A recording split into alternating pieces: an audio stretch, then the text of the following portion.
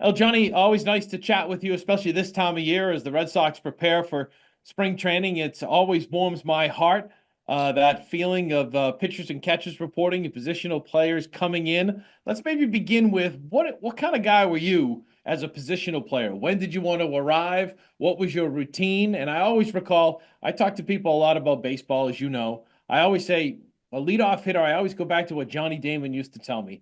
If I can score 100 runs for this baseball team, we're going to have a good year offensively. What was your mindset coming into spring training each and every year? Well, thanks for having me, Dan. My mindset coming into every baseball year was to make sure that I was ready to go. And when I say ready to go, ready mentally because you've got 8 months of grinding out there and you have to be ready. And my training did not start until, say, February 1st because I know it's a long season. I know my body needs a rest from the previous season. So, therefore, a reason why I never got hurt. Yeah, aches and pains, but I always did my best to take the field as much as possible. And I would get to spring training the day I had to.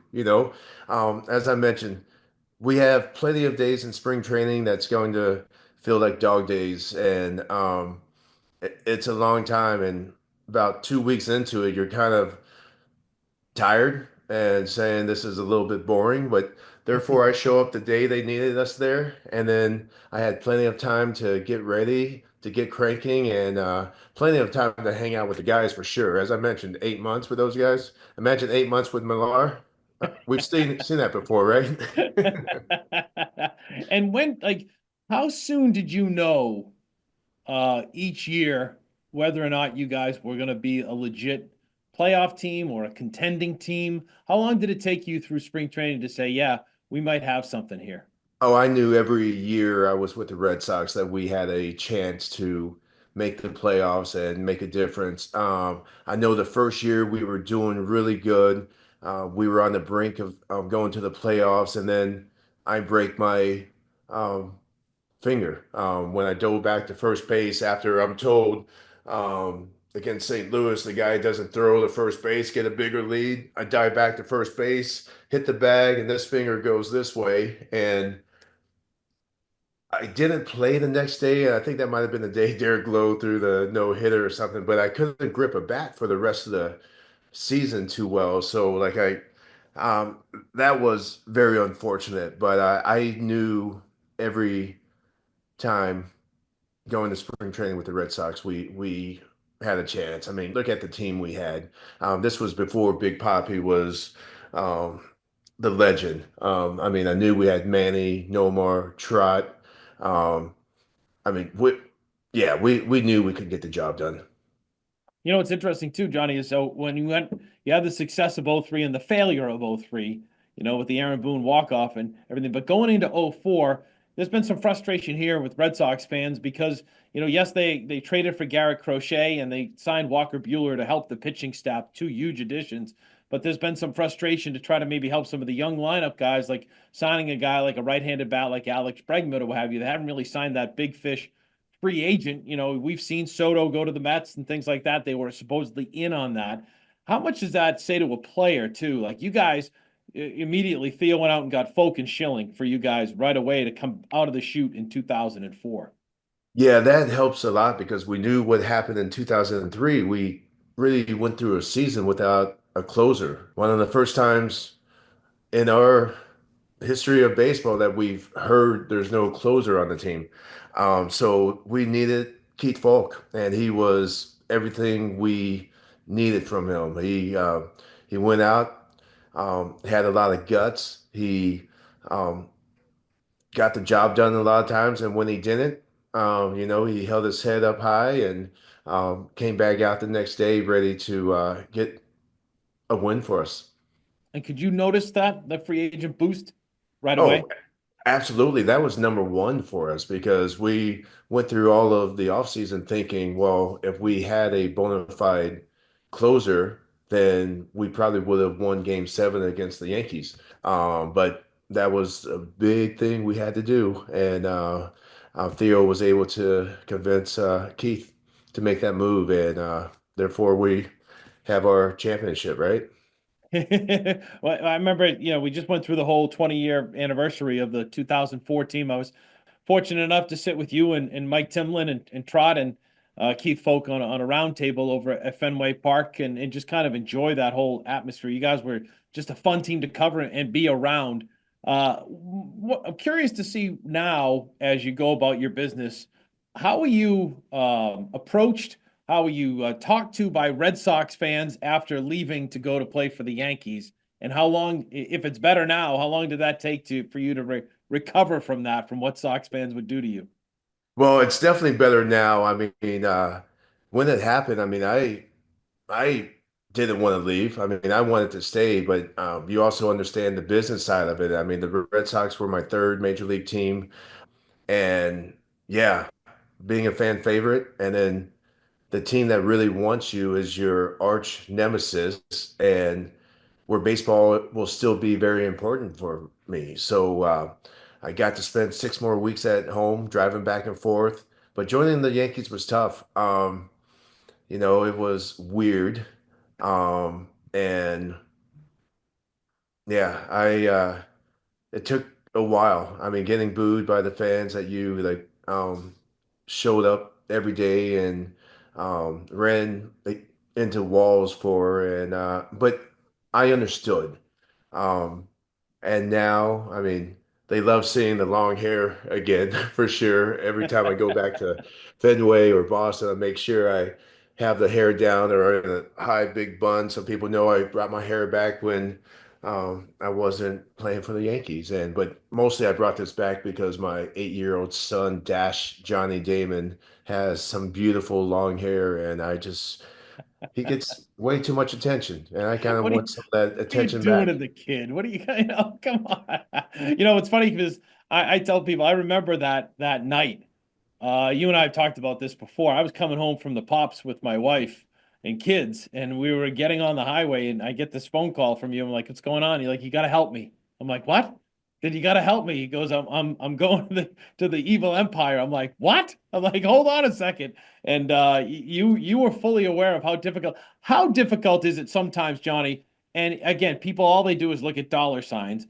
But how difficult as a human being is it to be a free agent sometimes and make choices that maybe sometimes you're kind of leery of and you maybe wanted to stay because they didn't offer you as much money and I get it too. There's a huge difference between 4 million and 8 million. Like it's just like it's a big thing and nowadays the money's astronomical too, but how difficult is it sometimes to go through that as the players go through it even now?